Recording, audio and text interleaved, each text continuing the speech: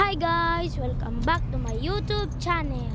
For today's video, may ikikwento lang ako sa inyo. Ito yung umuwi si mama galing Europe at sinundo namin siya sa airport. Matagal na kasi nung huli siya nagbakasyon. 2018 yata yun nung huling bakasyon niya. Bale, grade 1 pa lang ako noon guys. Kaya excited ako na sunduin namin siya.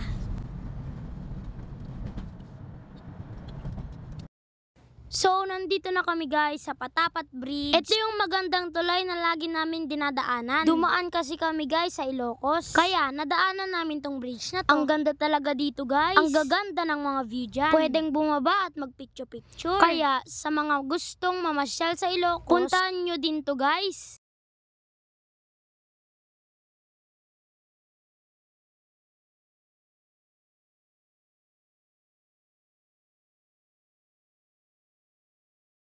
Ito, bumaba kami para magpicture.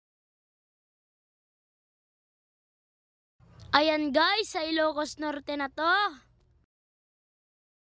So, ayan guys, nandito na kami sa bandang expressway.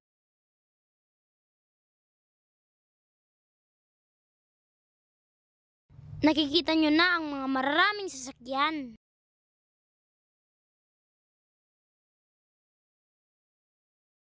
Na-traffic pa kami dyan guys. Pumunta kasi kami muna sa Manila para sunduin si Kuya Arvin, yung pinsan ko. Siya kasi yung kasama namin magsusundo sa airport. At pagkasundo namin, pumunta na kami sa airport sa Clark, Pampanga. Dahil doon namin susunduin si mama. So guys, malalanghap ko na ang amoy Manila. Ganito pala ang Manila. Sobrang traffic talaga guys sa Manila. Lalo na dito sa bandang Blumentritt. Super sobrang traffic.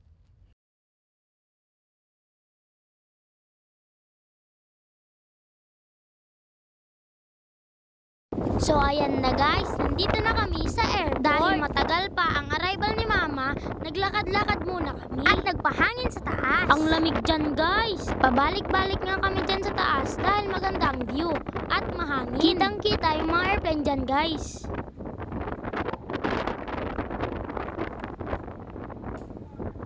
Nandyan kami guys, kasama ko si Kuya Arvin. Nagpapahangin muna habang hinihintay si mama.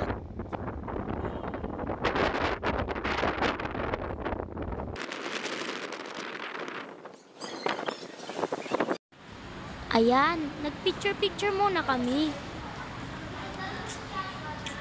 Tamang lakad lang at inom ng soft drinks. Maganda din ang airport na to. Sobrang luwag at pwede kang magbike. Joke lang. Bumalik-balik pa kami dyan guys para makita yung mga aeroplanong lumalapag.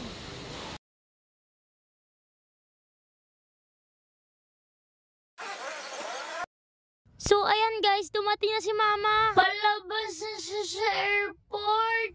Ano daw? So ayan guys, nandyan na siya. Diyan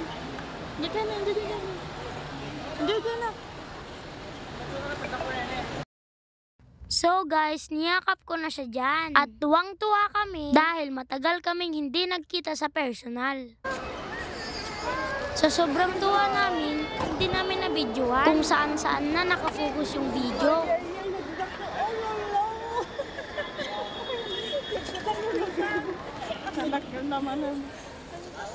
So ayan lang guys, happy lang ako. So guys, salamat sa panonood sa video na to. Don't forget to like and subscribe. Bye!